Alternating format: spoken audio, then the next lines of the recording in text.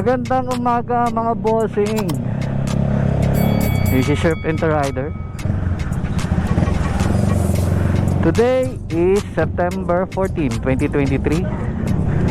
So mga boss, meron tayong iba-vlog ngayon.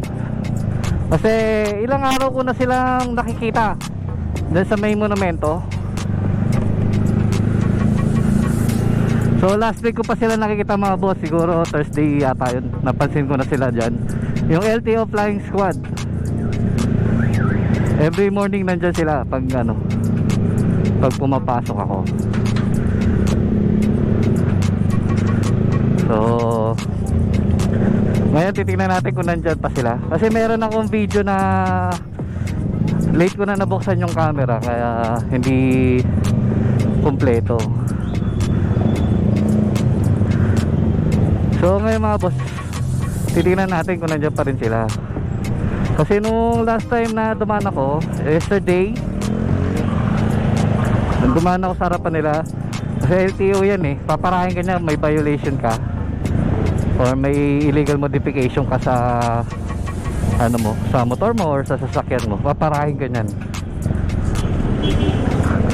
So ako, nakita niya naman kung ano yung mga pinalitan ko na rito sa motor ko. Naka muffler tayo, pero aftermarket type tayo, pero hindi naman siya ganun kaingay. Kasi pinakiusap natin kay Toto Pipes, shoutout kay Toto Pipes, ayoko nang maingay. So yung papasok lang sa 90 decibel. Then ito yung side mirror natin.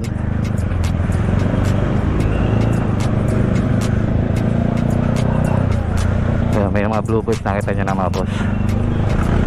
Nagkalat ang LTO Flying Squad ngayon dito sa monumento. Since last week ko pa sila nakikita.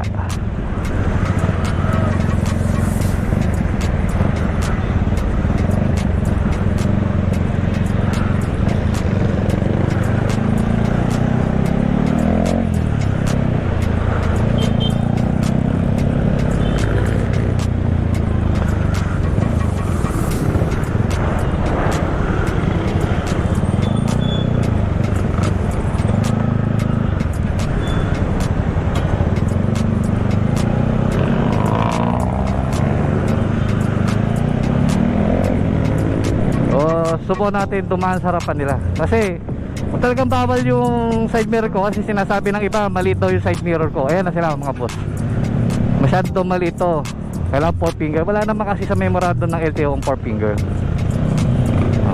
LTO Flying Squad.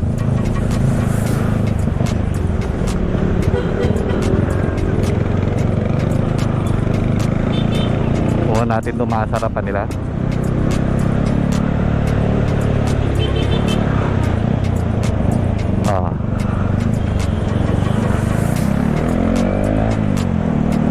Hindi natin alam kung ano operation nila dyan mga boss, pero sabi ko nga, LTO yan.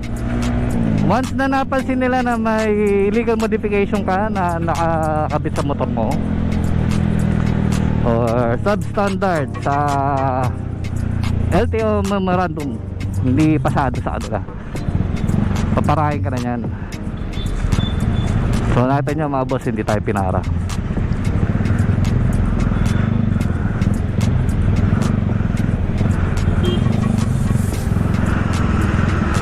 Ano pa yan, last week ko pa yan napansin. Last week nandun ako sa may outer lane eh, nung nakita ko sila.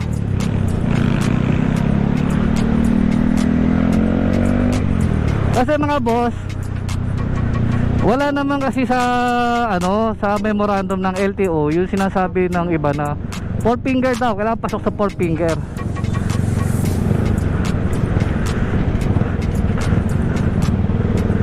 Ang nakalagay lang yun doon is clearly visible. Kita mo yung traffic sa likod mo, sa left side and right side mo, nakikita.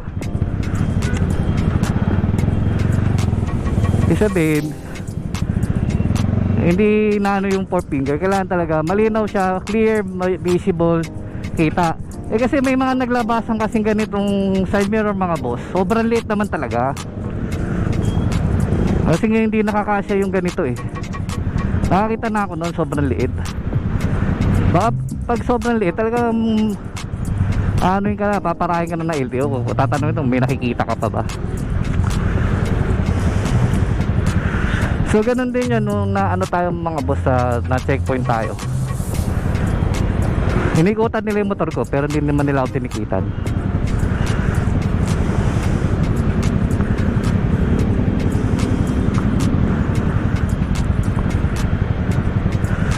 So ibig sabihin yung setup ng motor natin is pasok sa quality, pasok sa standard ng LTO.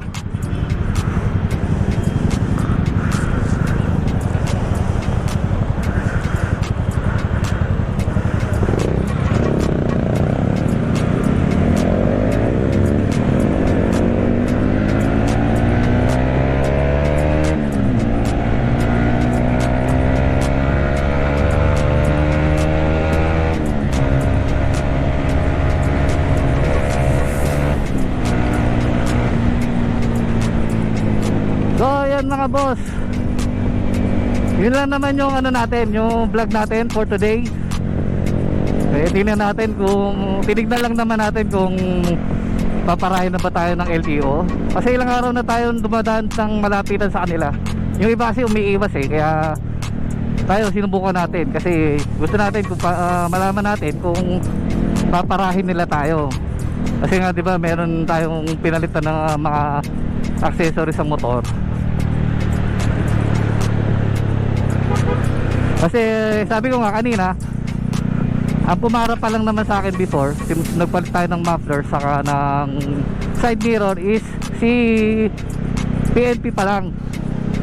HPG pa lang ang pumapara sa pag checkpoint sa atin.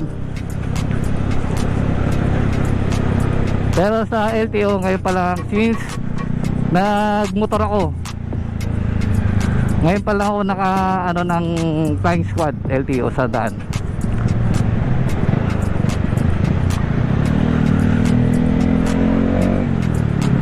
So yun lang mga boss. So far natutuwa ako kasi walang violation yung motor natin kahit may aftermarket pa tayo. So mga boss, kung di ka pa subscriber sa akin channel, pakiclick mo na naman po yung subscribe board dyan sa baba. Pag click mo yan, lalabas yung notification bell. Pakiclick mo na rin para maging updated ka sa akin susunod na i-upload na video. So hanggang sa muli mga boss, this is your Pinto Rider. Kita tayo next vlog.